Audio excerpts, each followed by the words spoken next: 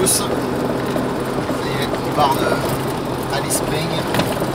Enfin, on pourrait tout dire après toutes ces péripéties. On a un jour de retard et on est au volant de notre 4x4. Et c'est la première fois qu'on conduit du voyage, c'est la première fois qu'on conduit à gauche, qu'on passe les vitesses avec la main gauche et qu'on roule évidemment sur la file de gauche.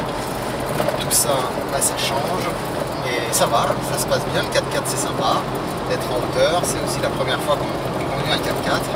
On cherche un peu notre route, là on va à 25 km de là, on est en retard et qu'on ne peut pas conduire de nuit parce que c'est dangereux, il y a beaucoup de kangourous la nuit et il faut vraiment pas déconner avec ça. On a posé plusieurs fois la question et tout le monde nous a dit clairement conduisez pas de nuit parce qu'un accident en kangourou ça veut dire la voiture pliée et donc évidemment beaucoup d'argent de dépenser.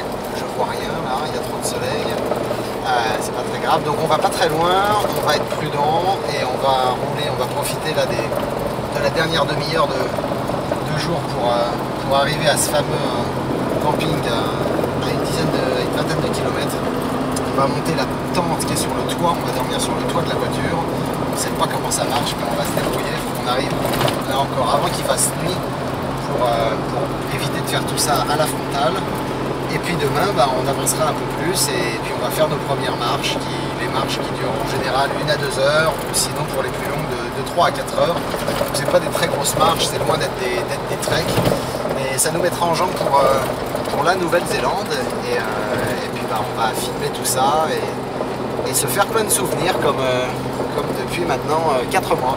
Voilà.